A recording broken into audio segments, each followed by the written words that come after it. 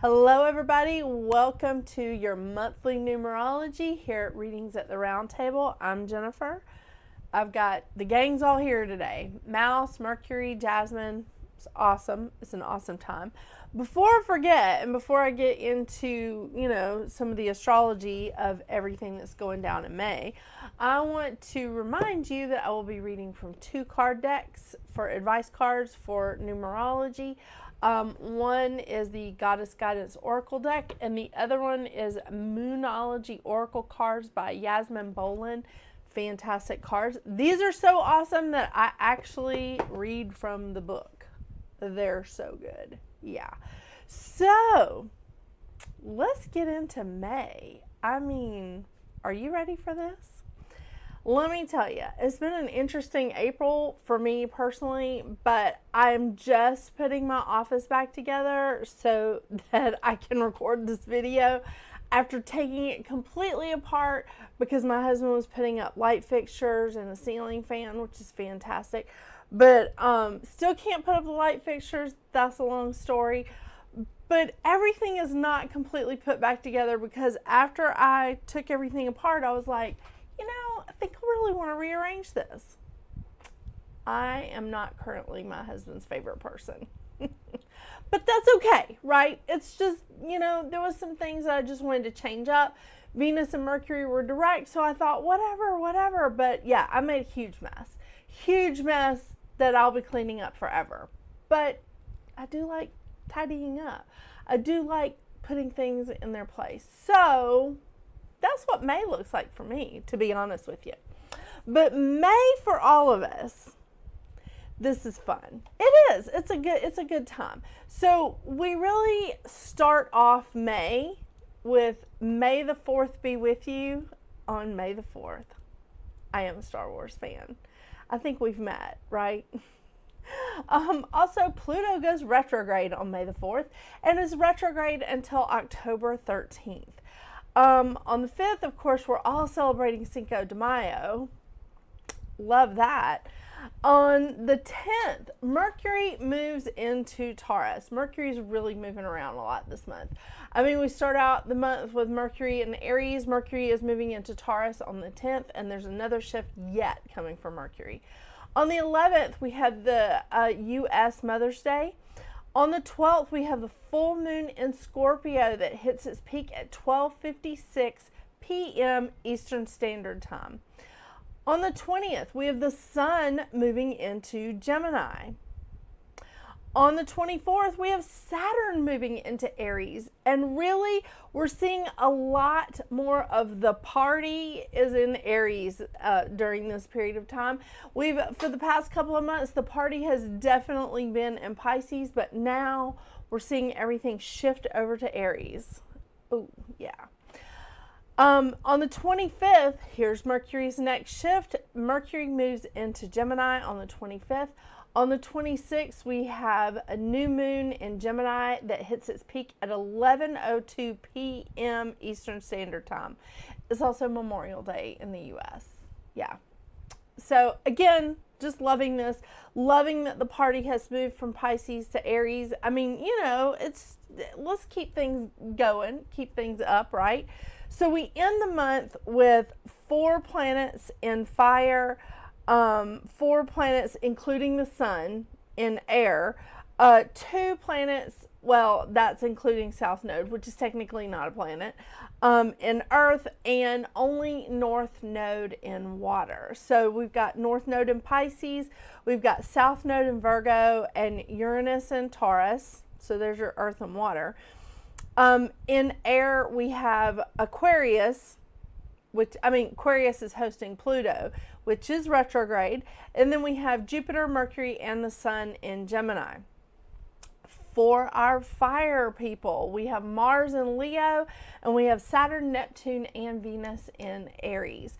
So Saturn's going to be in Aries for a couple of years, and Neptune's going to be there for the next 14. Well, okay, these guys are going to retrograde back into Pisces for a minute, but they are going to be Aries is going to be their home. They're just going to step back, check out Pisces for another minute before they keep going forwards. I know, later this year, because I think Neptune doesn't go retrograde until June, July, maybe July or into June. I'll have to look it up. But, you know, we're getting closer to July every day. I'm so much fun. Oh my gosh. Okay, so I want to talk to you about the crystal of the month that I have chosen. So the crystal of the month is technically not a crystal, it's amber. And amber is a fossilized tree resin, typically like honey yellow or orange, but it also can be white, red, blue, green, or black. And blue is the most rare. Now, I am wearing my amber necklace. This has like several different colors in it. This is technically black. Here's the more red. This is the like honey orange color. And this, I believe, is considered the white. I don't think it's considered the green. But, some of you crystal lovers, you can correct me on this. That's fine with me. Please correct me when I'm wrong. So I've got several specimens here. I've got raw, polished, zebra, a zebra amber. I even have like an amber with like, I do believe that this was kind of put here, but it's so gorgeous. I had to show it to you. It is a moth in amber. Love it. So I do have that as an example. I think amber is so fantastic because it cleanses and absorbs negative energy, which makes it fantastic for Reiki healers, for Reiki practitioners, because it keeps them from, it keeps the practitioner from absorbing the energy that they are clearing off of their clients. It's fantastic. So amber does absorb negative energy. It's supposed to help stimulate the body's natural healing process. Ancient times, or even just metaphysical people, spiritual people, believe that amber draws disease from the body, and it also helps absorb pain. Fantastic. This is a wonderful crystal for protection. It is associated with the solar plexus chakra, which is my favorite. But it can also work with the sacral. So, I mean, think about the sacral chakra as more like the orange color, and the solar plexus is that vibrant, bright yellow. And I definitely 100%. I use this for solar plexus work because solar plexus chakra is my favorite, but it also works well with the sacral chakra. And confidence. It symbolizes promises, wisdom, courage, purity. It awakens joy, energy, and motivation. It assists with depression and grief and seasonal affective disorder. Yeah, so it's fantastic. It has been used as an ancient manifestation tool. I'm going to say this right. An ancient manifestation tool to help you obtain your goals when you are really using it like intentionally. When you're really focused on it and you're using it intentionally and working with this stone. Stone, resin, crystal, you know what I'm trying to say. Historically, now I love this. All right. Historically, this was given to babies to help with teething. I've seen them tons, like on kids now. They're teething necklaces, but they're made of amber. They're amber beads. I love that. It was used to ward off the Black Death. Very interesting. And the ancient Chinese believed that when tigers died, its spirit became amber, and they nicknamed it the soul of the tiger. I just felt like we needed that. Going into May, I don't feel like Pluto being retrograde is like, completely horrible. I don't feel like any retrogrades are completely horrible. However, that Venus and Mercury retrograde combo that we had at the end of March and the beginning of April, that was unpleasant. So I don't know what it was like for the rest of you, but that was unpleasant for me. So I'm not like terribly upset about this Pluto retrograde, but I think that we need a little bit of like oof back in like our lives. I feel like this is a good time because we've got a lot of fire energy where we haven't had in a while. Like a lot of stuff has been in water for the past few months.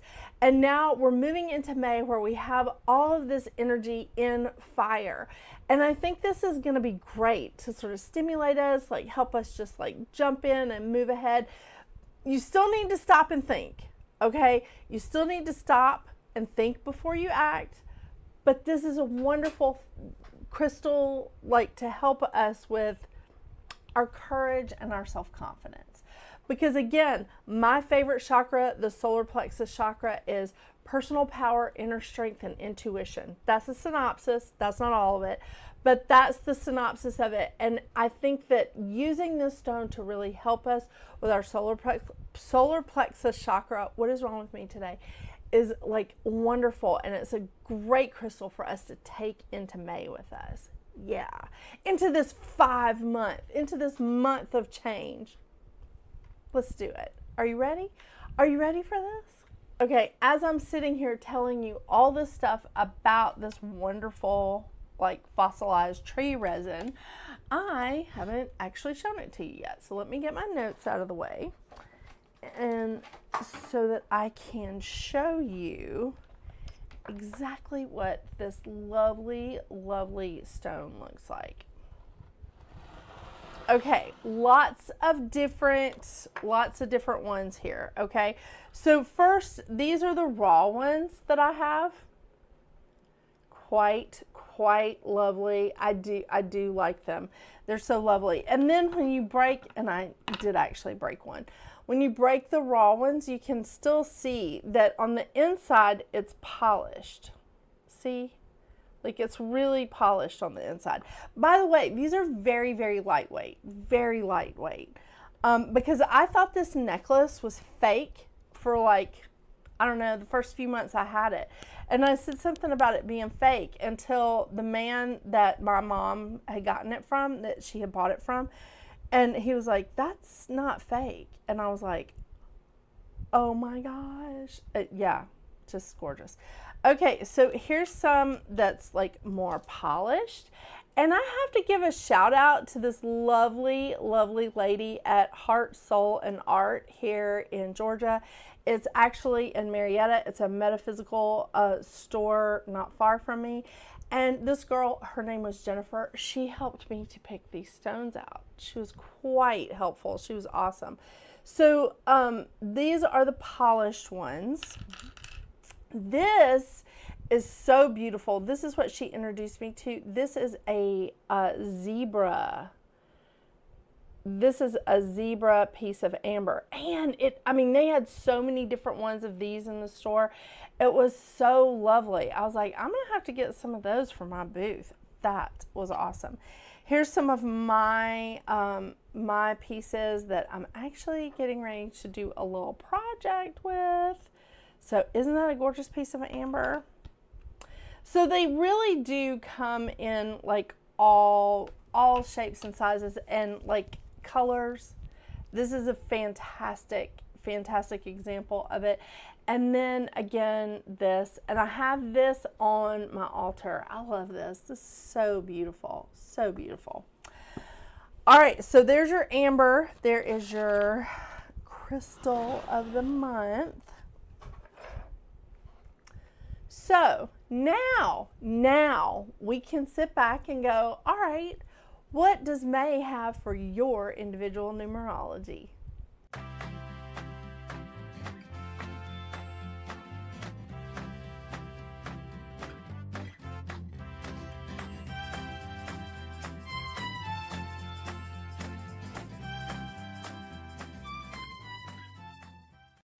Hello, Life Path 4.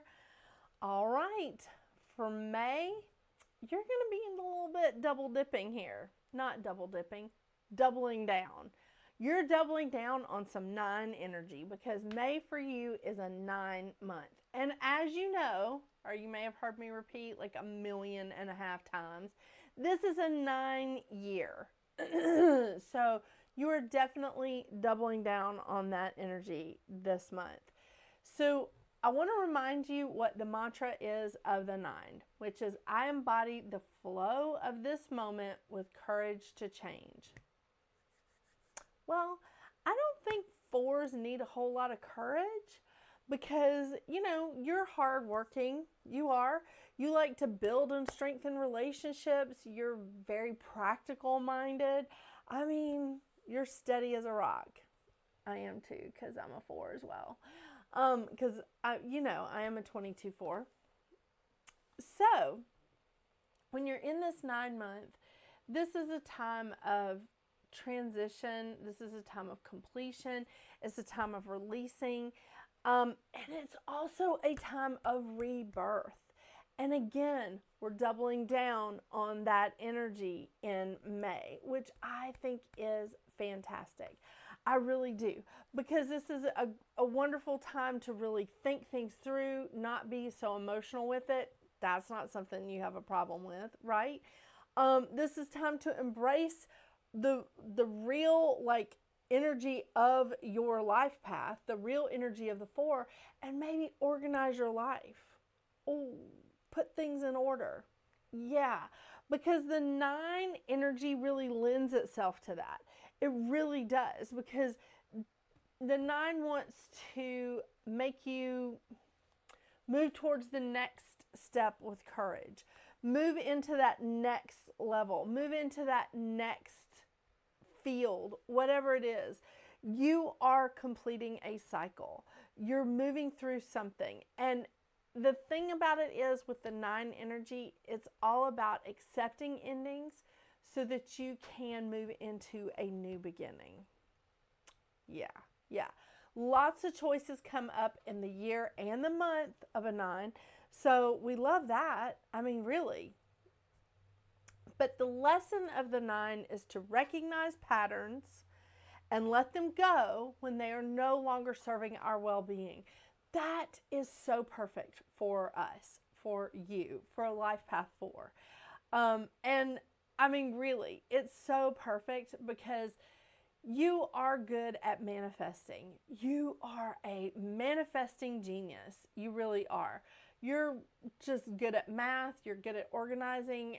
This is, you're very grounded. You're very grounded. You're very industrious. And you truly like to support your friends. And that's why you're so good at building and strengthening relationships, because you like to build businesses or families or friendships, any kind of relationship there. But you also have to let go of things that are not working out for you anymore and know when that time has come. Know when that time has presented itself and said, hey, you need to stop doing this. You need to let this go. It's time to bring some new life in. So remember that. Remember that. The shadow side of the 9 is fighting change, fear of change, being impulsive and moody, maybe a little bit careless with money, because when we're fighting something or we have a fear of big things like change, we look for immediate gratification.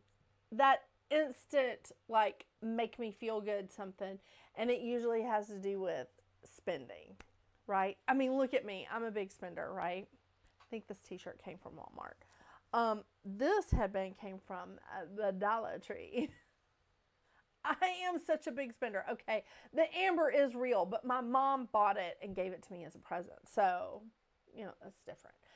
But there's a lot that is going on this month that could make you feel like this is too much change. It's too much. We need to pull back a little bit, and we need to just be like, okay, change is inevitable, right? I mean, we all change. We all are aging as we speak. I mean, my cats are all aging as we speak. Everything is growing old. Everything changes. So it's never going to be the same. Even as grounded and as industrious as you are, as practical minded as you are life path 4, you know that things have to change. Make sure that you're not overworking yourself. This is your shadow side. Make sure that you're not overworking yourself and causing a lot of stress. This is not the way to go this month. Really, this whole year, it's not. Don't close your mind off to different ideas, because new ideas are helping you flow in that moment. New ideas, well, even just something different, like a different way of driving to work, or a different t-shirt that you're buying, whatever. Open yourself up, because it helps you to flow with the moment, which is the mantra of the 9. I'll remind you of your mantra, which is, I am a builder, confident and steadfast, seeking order and accomplishment. You can do it. You absolutely can. And the lesson of the 4 is taking one step after another with patience and open-mindedness. That's what's going to get you through this. It is. I'm so excited. I'm so excited for us. Yeah. All right. Let's see what kind of cards we get for your advice cards in this 9 month.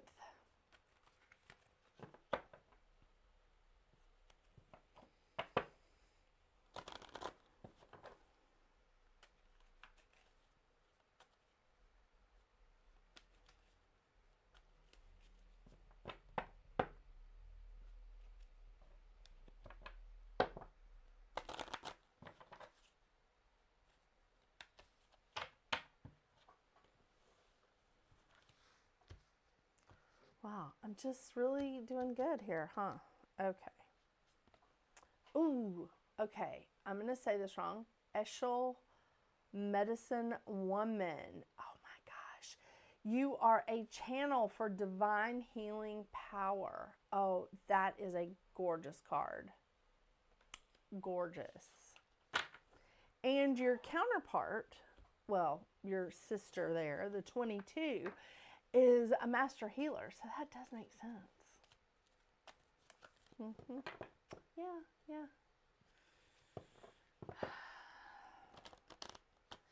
I mean, I got some crazy stuff going on with these animals in here right now, and because Mouse stole the dog's bed. So, to be fair, Yasmin has like 3 beds in this office, but there's only one that she truly likes. Currently, Mouse is in it. And Mercury's just standing by going, I'm going to see who wins.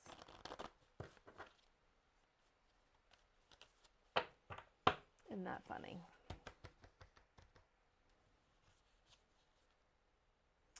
Ooh, full moon in Virgo. You are good enough. That's interesting. Interesting.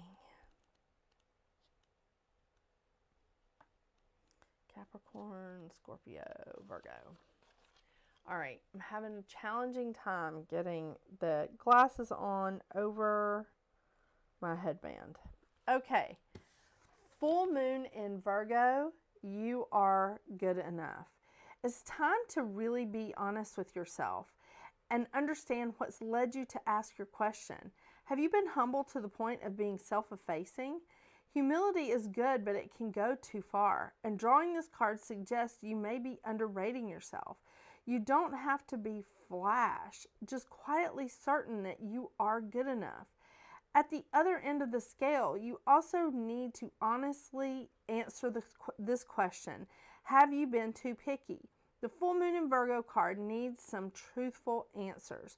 Once you've given them, it should be easier to see how you got where you are. Your next step should then be Your next step should then be more obvious to you. Pay attention to details. Hard work brings between the cosmic and the mundane in your daily life.